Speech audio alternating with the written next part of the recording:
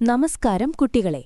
ഇന്ന് നമ്മൾ പഠിക്കാൻ പോകുന്നത് പ്രശസ്ത പക്ഷിശാസ്ത്രജ്ഞരായ ഡോക്ടർ സലീം അലിയുടെ the fall of a sparrow എന്ന ആത്മകഥയിലെ ഒരു ഭാഗമാണ്.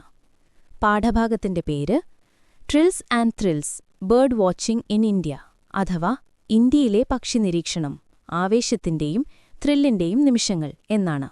ആദ്യം നമുക്ക് ഈ പാഠഭാഗത്തിന്റെ ഒരു ചുരുക്കം നോക്കാം.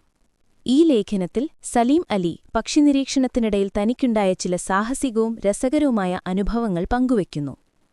പക്ഷിനിരീക്ഷണം അഥവാ ഓർണിത്തോളജി എന്നത് സാഹസികതകളും പ്രതിഫലങ്ങളും നിരാശകളും നിറഞ്ഞതാണെങ്കിലും അത് സാധാരണയായി ഏറ്റവും ശാന്തമായ ഒരു ഹോബിയാണ്. എന്നാൽ ഇന്ത്യയിലെ വൈവിധ്യമാർന്ന പക്ഷിസമ്പത്ത് കാരണം ഇത് ആവേശവും ത്രില്ലും നൽകുന്നതുമാണ്. പക്ഷിനിരീക്ഷണത്തിനിടയിൽ പക്ഷികൾ പാഠപുസ്തകങ്ങൾ വായിച്ചിട്ടില്ലാത്തതുപോലെ പെരുമാറുന്നതായി അദ്ദേഹത്തിനു മനസ്സിലായി.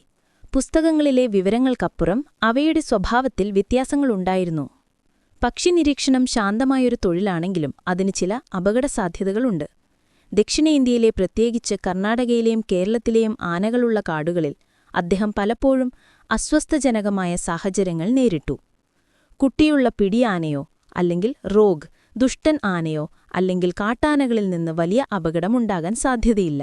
പരമ്പിക്കുളത്ത് വെച്ച് ഒരൊറ്റക്കൊമ്പനെ കണ്ടുമുട്ടിയ അനുഭവവും വിവരിക്കുന്നു. അദ്ദേഹം ഓടിപ്പോകാൻ ആംഗ്യം കാണിച്ചപ്പോൾ കൂടെയുണ്ടായിരുന്ന ഓസ്ട്രിയൻ നരവംശശാസ്ത്രജ്ഞനായ ബാരൻ ഒമർ റോൾഫ് അതിവേഗമോടി രക്ഷപ്പെട്ടു.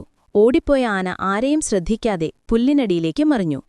പരമ്പിക്കുളം ജലവൈദ്യുത പദ്ധതിക്കു വേണ്ടി ട്രാംവേ നീക്കം ചെയ്തതിനെക്കുറിച്ചും അതിന്റെ ഫലമായി ആ മനോഹര പ്രദേശം പൂർണ്ണമായും വെള്ളത്തിനടിയിലായതിനെക്കുറിച്ചും അദ്ദേഹം ദുഃഖത്തോടെ പറയുന്നു. പക്ഷി നിരീക്ഷണത്തിന് മറ്റു തരത്തിലുള്ള അപകടസാധ്യതകളും ഉണ്ടായേക്കാം.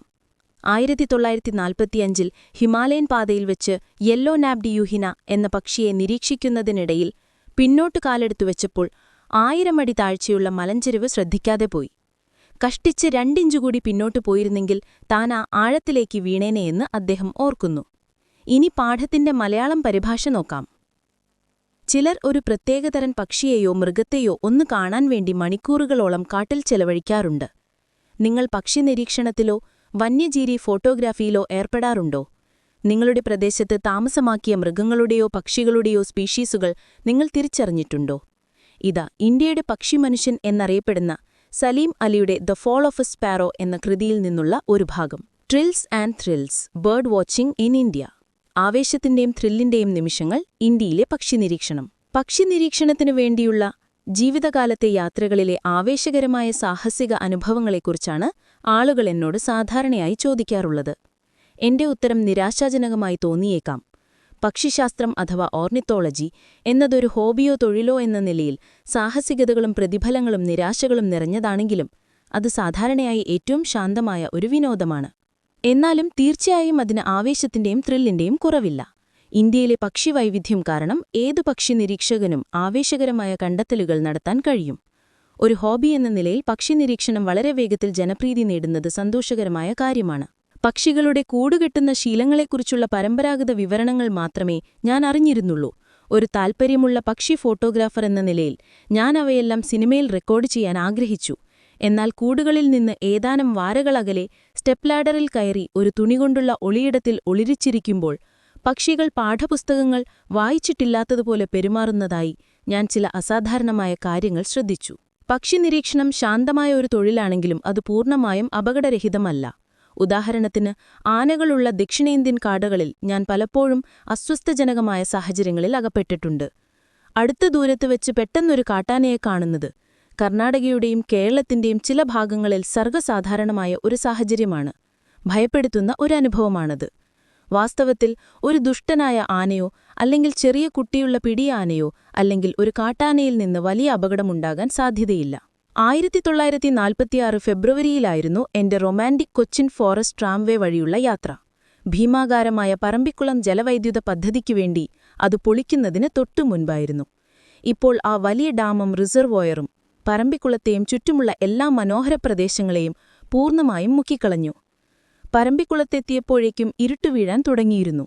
ഫോറസ്റ്റ് ബംഗ്ലാവിന്റെ വരാന്തയിൽ ഞാനൊരു വലിയ കൂട്ടം കാടർ ആദിവാസികളെയും അവരുടെ നടുവിൽ ചുളുങ്ങിയ കാക്കി ഷോർട്സ് ധരിച്ച മേൽവസ്ത്രമില്ലാത്ത ചെരുപ്പിടാത്ത ഒരു യൂറോപ്യൻ പുരുഷനെയും കണ്ടു.